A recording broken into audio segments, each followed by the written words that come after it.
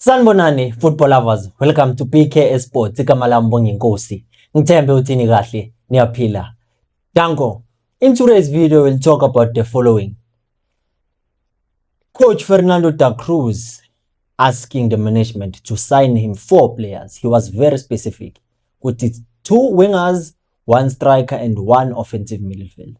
So it simply means Kaizer Chiefs have to go on the market and look for players that fit the system of Fernando da Cruz, and it is mainly on one reason. So khuluma ngayo, we'll talk about Thabo Cele ukuthi will Kaizer Chiefs regret losing him, or let me not say losing him, not giving him another chance to play for Kaizer Chiefs, because it is clear that he's no longer wanted, and if a player is no longer wanted, it simply means that he has to be released. And we'll talk about Uspesihle Maduna ukuthi he will not join Kaizer Chiefs, as it was cleared by Kaizer Junior that no, these are just rumors. We are used to being linked with players, even Umahaman.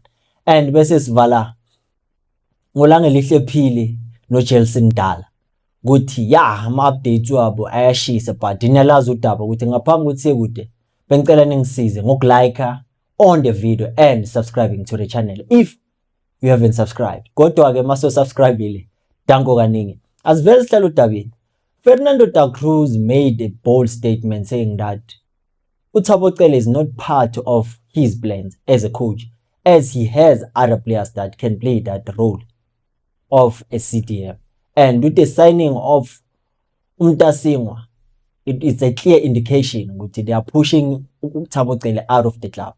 So my question here now is, does he really mean what he's saying, Guti? He's not part of his plans, or it's just a script written for him by management? Guti, we must say this, because there's no way in the whole universe or in the world you can say that a player like Thabo Cele is not part of your plan. It is something that is happening behind the scenes that you don't know about, but it's not about the quality of the play. So he said that he needs only 4 players. And we know very currently the Kaizer Chiefs need a left winger, a right winger, with Ulilepo leaving for Ali Bengazi, and they are pursuing ukuthi bathole Ulangelihle Phili. And a striker also it is needed up front, as we have an injury, Khanyisa Mai. So another striker might be good, especially if it is a different profile from the ones that we have currently. And then an offensive midfielder. So lapho sikhuluma nge-attacking midfielder. Sonke siyazi ukuthi iyadingeka lapha. So ke umbuzo ukuthi siwathola lapha lawa players. Here in the PSL, or we have to go outside. Because I know for a fact that yeah, they might sign those players for Fernando da Cruz. And Shalulile and Mabasa were free agents, are still free agents. So they were offered, both of them, to Pyramids so that they can reunite with Umlungis again. One of them could have been an addition, but I believe Guti, it's about finding a profile of a striker that is not there at Chiefs currently. The one that can be able to be physical inside the box to bulldoze defenders of the opponent, but also clinical in front of goal. So it simply means that you have to go to Africa to get that kind of a strike. And also our wingers, the same thing.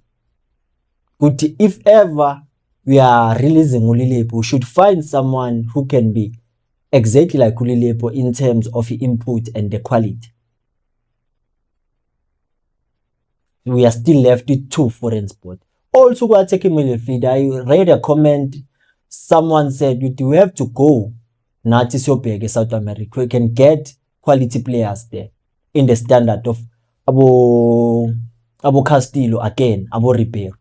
So it's all about the scout must do its job very, very well. Ayuphenyisisa lapha South America.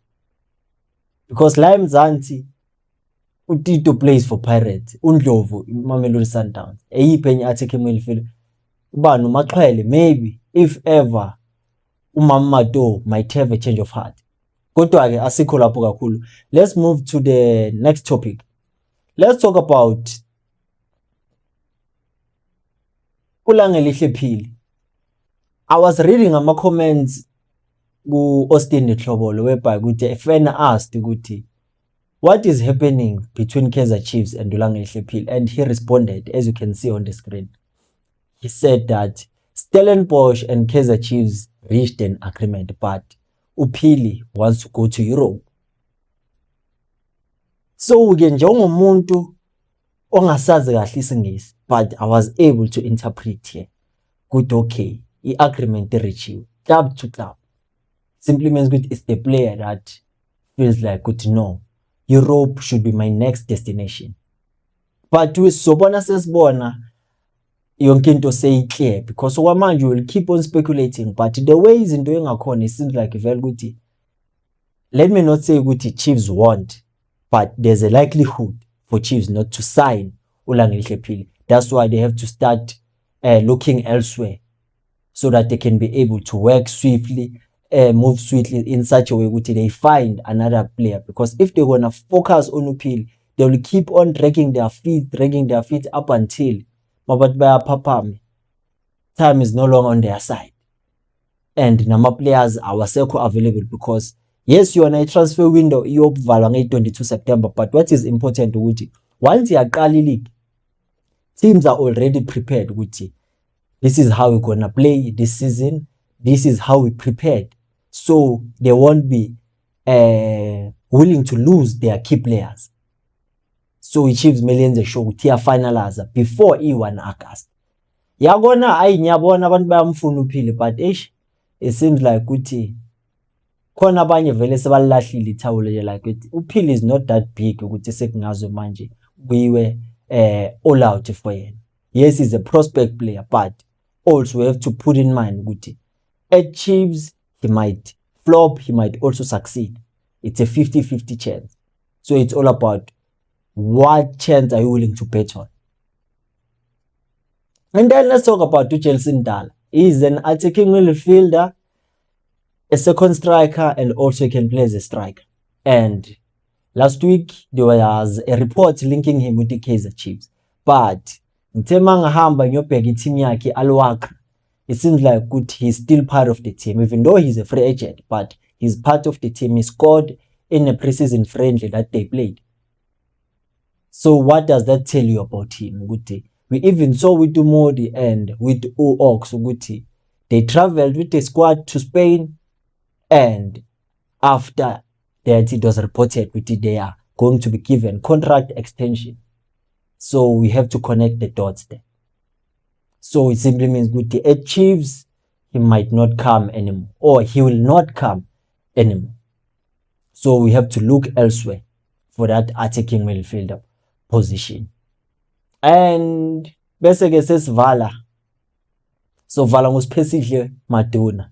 Angibonile ama comments, people are not satisfied with the input ka Maduna with TS Galaxy. They are actually saying that no, he's not a bad player, but he's also not that good enough to play for Kaizer Chiefs, as they are mentioning players that Kaizer Chiefs already have, and it seems like he cannot even bench one of those players like Kaizer Chiefs. And thank goodness also Kaizer Junior did clarify with no, we are not after the signature of specifically Maduna. So that simply means one thing, okay, now they are looking at what they have and how can they get the best out of those players. We have Abongobo, we have Abontlovu, akhona nje lapha nama midfielder. So I believe ukuthi maybe ngenzeka bashiyane surprise baletha another player, but yonke into iclear manje ukuthi no, Maduna it was just a rumor. Thembe ukuthi niseze kahle izobonana kwi video elandelayo. Dango, ikhosi aliphelimo.